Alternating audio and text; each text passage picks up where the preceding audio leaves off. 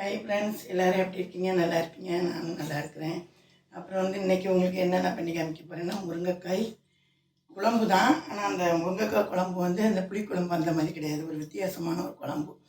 எப்படின்னா மட்டன் இருக்காது, மட்டன் குழம்பு மாதிரி இருக்கும் முருங்கைக்காய் குழம்புல. அதுக்கு என்ன தேவையான பொருட்கள் அப்படின்னு சொல்கிறேன். அதை வச்சு நீங்கள் மட்டன் இல்லாமல் மட்டன் குழம்பு சாப்பிடலாம் முருங்கைக்காயில். அதுக்கு இன்னும் ஒரு கெட்டு ஒரு 5-6 முருங்கைக்காய் இருக்கும், எடுத்து வச்சுக்கிட்டேன். எப்படின்னு இப்படி வச்சுருக்கேன் நான். அதுக்கப்புறம் அந்த முருங்கைக்காயை கட் பண்ணி எல்லா முருங்கைக்காயும் அலசிட்டு இப்படி இந்த மாதிரி எல்லாத்துலேயுமே இப்படி இப்படி போட்டு வச்சுருக்கேன் நான். நீங்கள் பாதிக்கு இப்படி இப்படி பண்ணி போட்டு வச்சுக்கோங்க, ஓகேங்களா? முருங்கைக்காய் இவ்வளவு முருங்கைக்காய் வச்சுருக்கேன். அப்புறம் அதுக்கு தேவையான பொருட்கள் என்னென்னு பார்த்திங்கன்னா, இதுக்கு குழம்பு மிளகாத்தூள் தேவை கிடையாது. ஏன்னா நம்ம மட்டன் குழம்பு மாதிரி வைக்க போகிறோம். அதனால் குழம்பு மிளகாத்தூள் கிடையாது. இது நம்ம வெறும் சில்லி பவுடர் இருக்குது பார்த்திங்களா, அதில் வெறும் சில்லின்னா காரமாக இருக்கும். அதனால் நான் மசாலா சொல்கிற மாதிரியே போடுங்க, ஓகேங்களா? இதுக்கு 1.5 டீஸ்பூன் தான் எடுத்திருக்கேன் நான், சரிங்களா? 1.5 டீஸ்பூன் எடுத்திருக்கேன். அப்புறம் அதுக்கு ஒரு 1/2 டீஸ்பூன், ஒரு 3/4 டீஸ்பூன் மஞ்சள் எடுத்திருக்கேன். அதுக்கப்புறம் ஒரு காஷ்மீர் பவுடர் நான் எடுத்திருக்கேன். இதுக்கு 1 ஸ்பூன் எடுத்திருக்கேன். அது எப்படின்னா, அது எப்போ போடணும்னு உங்களுக்கு நான் சொல்கிறேன். இது மட்டும் வித்தியாசமாக, சரிங்களா? ஆனால் இன்னொன்று பாருங்கள், இது காஷ்மீர் சில்லி இந்த ரெட்டில் இருக்குது. இது ஒரிஜினல் காஷ்மீர் சில்லியே நமக்கு இந்த ரெட்டு நீங்கள் பார்த்துக்கங்க. இது கடையில் வாங்கின வெறும் சில்லி பவுடர். அதில் எவ்வளோ கலர் சேர்த்து தொட்டு இப்படி எடுத்திங்கனாலே பாருங்கள், சிவப்பாக சாயம் பிடிக்கும். எவ்வளோ பாருங்கள், இப்படி கலர்ஃபுல்லாக ஆக்கி வச்சு இருக்கும். அதனால் இது வெறும் சில்லி பவுடர் நான் அரைக்கணும். ஆனால் இப்படி சிவப்பாக இருக்காது. ஆனால் காஷ்மீர் சில்லியை விட இது எவ்வளோ சிவப்பாக இருக்குது பார்த்துக்கோங்க. இது கடையில் வாங்கின வெறும் சில்லி பவுடர், ஓகேங்களா? அது தெரியலக்கு தான் சொன்னேன். அப்படி சில்லி பவுடர் சிவப்பாக இருக்குது. இது காஷ்மீர் சில்லி.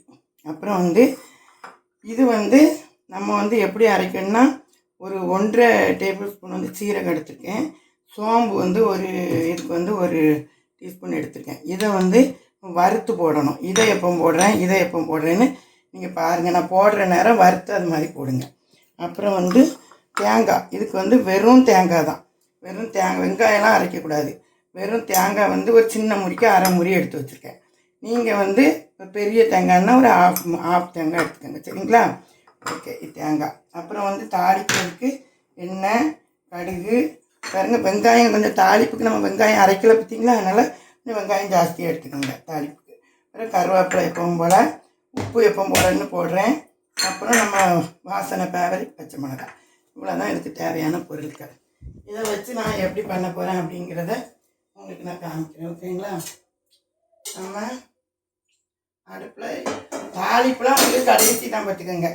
அதனால் நம்ம அடுப்பை ஆன் பண்ணிக்கலாம். ஆன் பண்ணிவிட்டு என்ன பண்ணுறீங்க, இப்போ நான் சொல்கிற மாதிரி பண்ணுங்க, ஓகேங்களா? மட்டன் குழம்பு தோற்று போயிடும், அப்படி இருக்கும். இப்போ இது நான் கழுவி நல்ல தண்ணி ஊற்றி நான் வச்சுருக்கேன், சரிங்களா?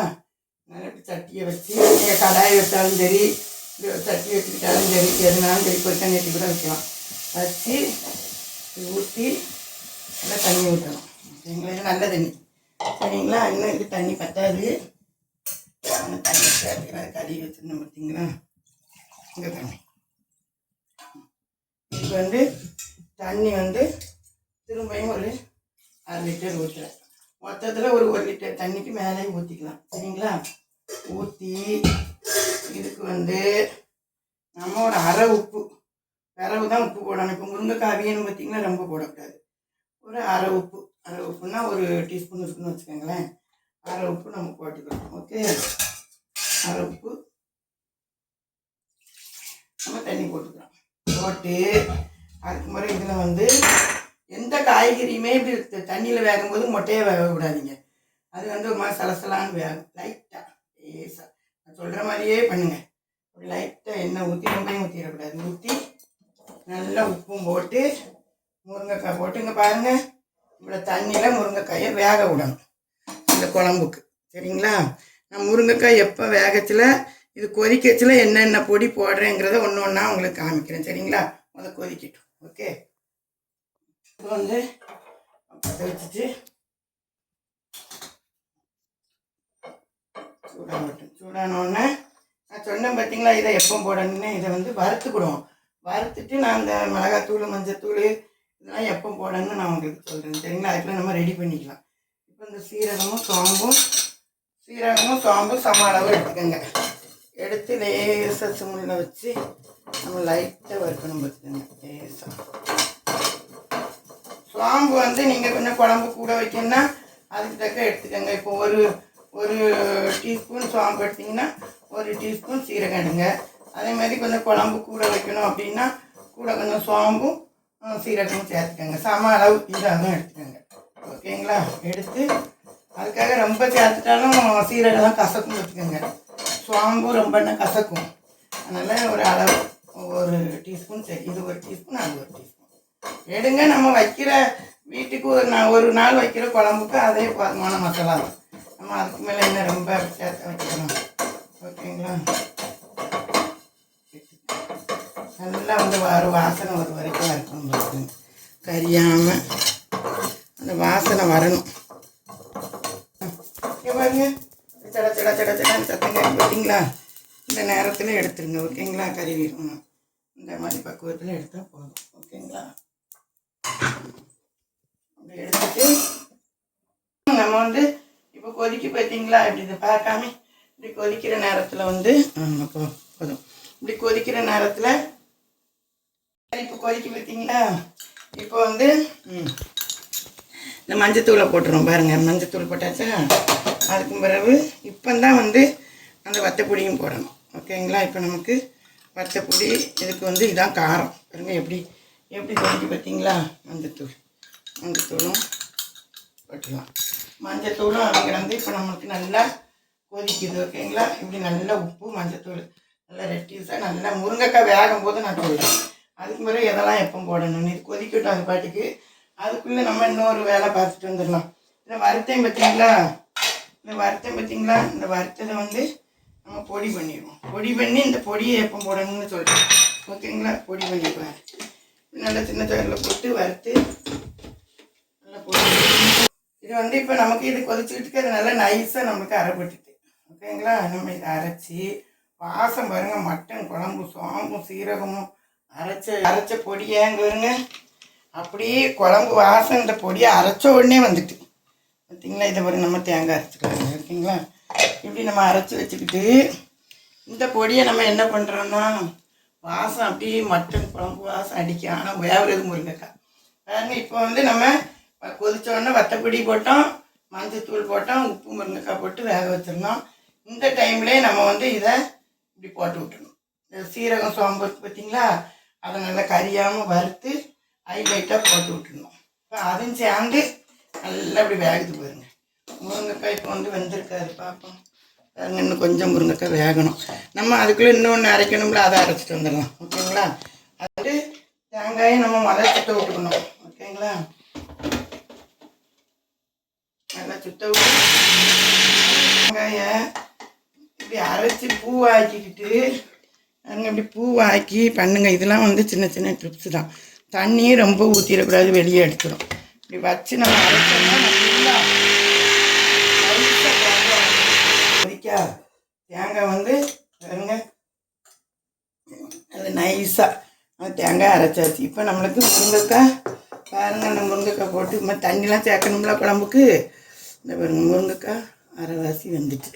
நம்ம இப்படி வந்திருக்கும்போது நம்ம அரைச்சி வச்ச தேங்காய் விழுத போட்டுக்கணும். பாருங்க குழம்பு வந்துச்சு பார்த்தீங்களா. மட்டன் குழம்பு முருங்கைக்காய் மட்டன் வந்துச்சா. நம்ம வந்து நம்ம மிக்ஸி கழுவின தண்ணி அதுக்கு தேவையான தண்ணியும் சேர்த்துக்கணும். ஓகேங்களா. தேவையான தண்ணி குழம்புக்கு தேவையான தண்ணி சேர்க்கணும்ல அது சேர்க்கணும். சேர்த்து நல்லா கலக்கி இது வந்து நல்லா கொதிக்கணும். கொதிக்கும்போது லாஸ்ட்டில் ஒரு பொருள் போடுவோம் பார்த்துக்கோங்க. நம்ம புளியெலாம் ஊற்றல. லாஸ்ட்டில் ஒரு பொருள் போடுவேன். அதை நீங்கள் பாருங்கள். அப்புறம் வந்து நமக்கு தாளிப்பு தான் இருக்குது. இதுக்கு இன்னும் குழம்பு கொஞ்சம் நம்மளுக்கு வேணும் கொதிக்கிறதுக்கு. தேங்காய் ஊற்றிருக்கோம்ல. அதனால் ஒரு டம்ளர் தண்ணி நம்ம ஊற்றிக்கிறோம். சரிங்களா. 1 டம்ளர் தண்ணி ஊற்றி இப்போ கொஞ்சம் நம்ம உப்பு போடணும். குழம்பு வேணும்ல நம்மளுக்கு. அதனால் கொஞ்சம் தண்ணி ஊற்றணும்ல. ஊற்றி நல்லா தேங்காய் போட்டதுக்கு இது வந்து தொறு தொறு தொறுன்னு கட்டியெல்லாம் இருக்காது பார்த்துக்கோங்க. நல்லா ஊற்றி சாப்பிட்ற மாதிரி குழம்பு மாதிரி இருக்கும். அப்புறம் கலக்கி இப்போ நம்ம உப்பு பார்க்கணும். பார்த்துட்டு முருங்கைக்காய்க்கு வேகத்தில் உப்பு போட்டேன்னா இப்போ நமக்கு சுத்தமாக உப்பு பத்தலை. அதில் நம்ம கண்டிப்பாக உப்பு போடணும். இப்போ வந்து 1 ஸ்பூன் போல் போட்டேன். இப்போவும் கைதானம் தான் 1 ஸ்பூன் போல் போடுறேன். இவ்வளோ உப்பு தேவை. இனிமேல் வந்து நம்ம லாஸ்ட்டில் எனக்கெல்லாம் கரெக்டாக தான் இருக்கும். நம்ம பார்த்து உப்பு மட்டும் பார்த்து போட்டுக்கோங்க. ஓகேங்களா? போட்டு இனிமேல் நம்ம நல்லா வெட்டி கொதிக்கணும். நல்லா வெட்டின பாருங்கள் மசாலாலாம் போட்டு உப்பு போட்டு தேவைக்கு உப்பு போட்டு நம்ம இப்படி வச்சிடணும். மசாலா தேங்காய் போட்டு காரம் எல்லாம் கரெக்டாக இருக்கும் பார்த்துக்கோங்க. முன்ன இந்த மீதியில் அரை இது முருங்கைக்காய் வெந்திருக்கு. இன்னும் அரைவாசி முருங்கைக்காய் வெந்துடும். வெந்த உடனே நம்ம தாளிப்பு போட்டு இறக்கணுன்னா சூப்பராக இருக்கும். கடைசியில் தாளிக்கிறதுல ஒரு பொருள் போடுவேன். அது என்னென்னு பாருங்கள். முருங்கைக்காய் குழம்பு வைக்கணும். ஓகே, காமிச்சிட்டு தாளிப்பு போடணும். நல்லா குழம்பு வந்து பாருங்கள் நல்லா கொதித்து பாருங்கள் எண்ணெய் பிரிஞ்சு நல்லா இந்த மாதிரி வந்துடும் பார்த்துக்கோங்க. நம்ம மசாலாவுக்கும் தேங்காய்க்கும் இவ்வளோ முருங்கைக்காய்க்கு இவ்வளோ குழம்பு. ஓகேங்களா? இதை வந்து நம்ம தாளித்து ஊற்றணும். தாளிப்பு எப்படி போட்டோன்னு காமிக்கிறேன். ஓகேங்களா? தாளிப்பு போடுவோம்.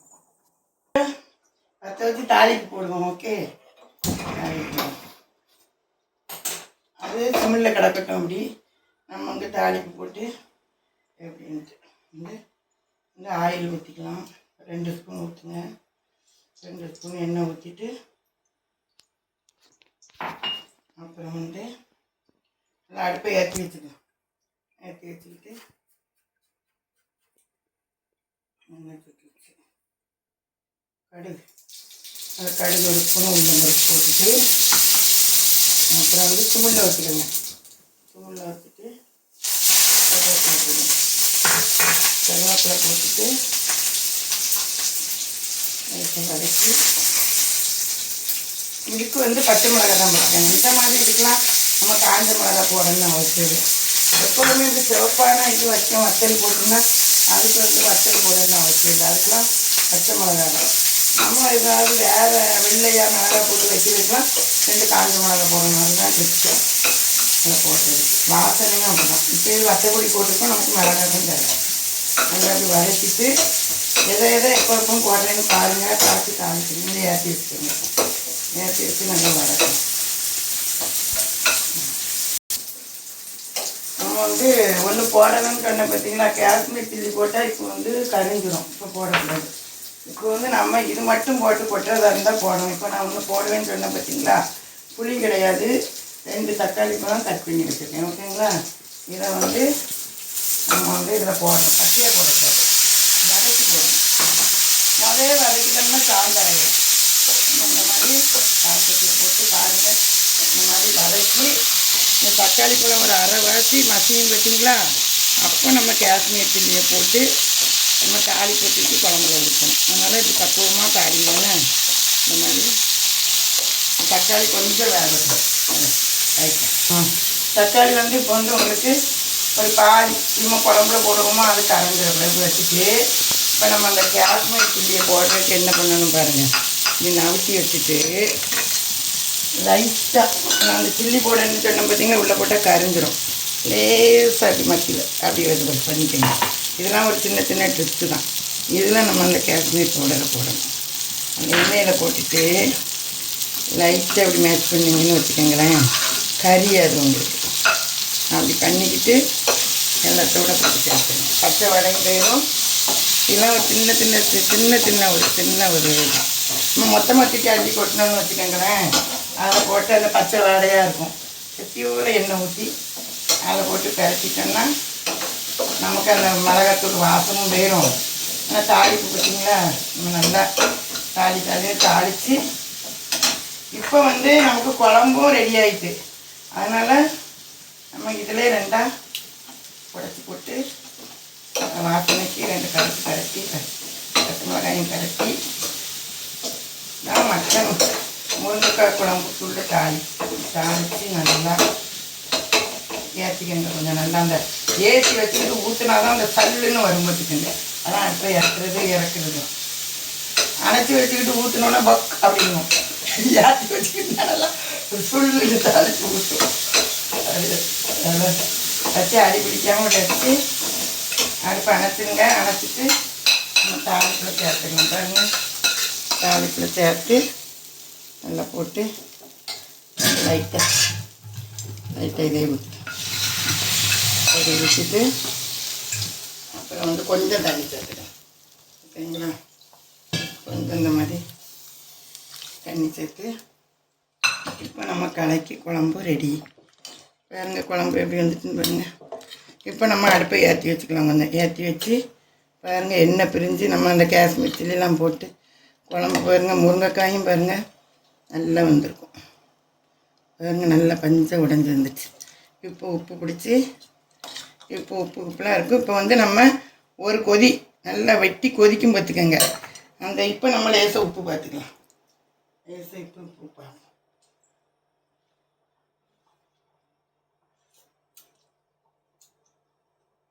குழம்பு வந்து அந்த முருங்கைக்காய் வாசம் ஒரு பக்கம் அடிக்குது, ஒரு பக்கம் சோம்பு சீரகம் சேர்ந்து மட்டன் குழம்பு ஒரு பக்கம் வாசம் அடிக்குது. அப்படி நல்ல ஒரு ஃபேவரட்டான ஒரு குழம்பு. நான்வெஜ் மாதிரி இருக்கும், ஆனால் நான்வெஜ் உள்ளே இருக்காது. பாருங்க இப்படி நல்லா வெட்டி கொதிக்க பார்த்தீங்களா? இப்படி நல்லா கொதிக்க விடுங்க. இப்படி நல்லா கொதிக்கும். கொதிச்சோன்னா ஒரு 2 செகண்டு மூடி வச்சு சிம்மில் மூடி எடுக்கணும். மூடி எடுத்து நம்ம வந்து சிம்மில் வச்சு குழம்ப அடுப்பை ஆஃப் பண்ணிடலாம். ஆஃப் பண்ணிவிட்டு இதுக்கு வந்து ஒரு மல்லி இலை போட்டு பாருங்கள்.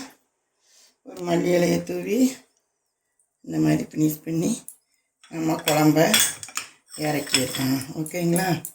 இதுதான் குழம்பு. ஓகே ஓகே குழம்பு வச்சாச்சு. முருங்கைக்காய் போட்டு தக்காளியோடு போட்டு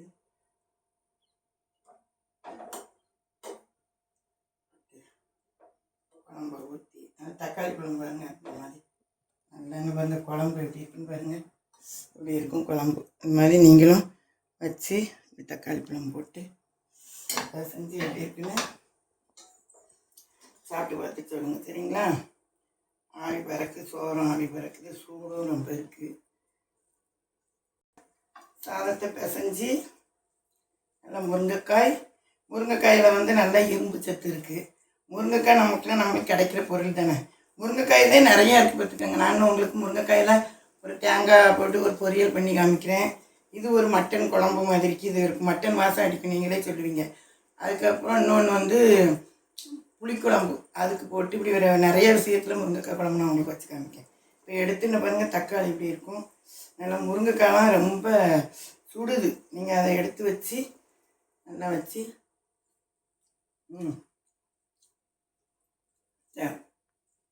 வந்து இப்படி சாப்பிட்டு அது வந்து என்னென்னா உங்களுக்கு மட்டன் குழம்பு வாசம், கால் குழம்பு வச்ச வாசம் அப்படி அடிக்கும். நீங்கள் வச்சு பார்த்துட்டு நீங்களே சொல்லுவீங்க. இதே மாதிரி மசாலா வச்சு இதே மாதிரி பண்ணி நீங்கள் நல்லா அந்த முருங்கைக்காய் குழம்ப எப்படி இருக்குன்னு எனக்கு சொல்லுங்கள்.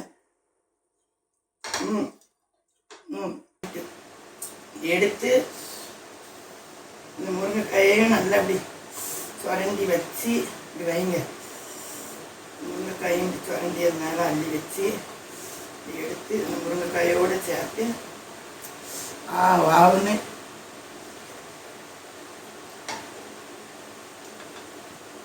நல்லா புளிப்பு, அந்த தக்காளி பழத்தில் உள்ள புளிப்பும் அதுவும் சேர்ந்தது பார்த்துக்கோங்க. அவ்வளோ ஒரு ருசின்னு இருக்குது முருங்கைக்காய் குழம்பு, மட்டன் குழம்பு. ஓகேங்களா? அப்புறம் அதே மாதிரி முருங்கைக்காய் குழம்பு சரி வச்சு பார்த்து சொல்லுங்கள். அப்புறம் என் கமெண்ட் பாக்ஸில் கண்டிப்பாக குழம்பு வச்சு சொல்லுங்கள். அப்புறம் அந்த நேரத்துக்கு லைக் பண்ணுங்கள், ஷேர் பண்ணுங்கள், சப்ஸ்கிரைப் பண்ணுங்கள். Okay, thank you friends. Okay, by.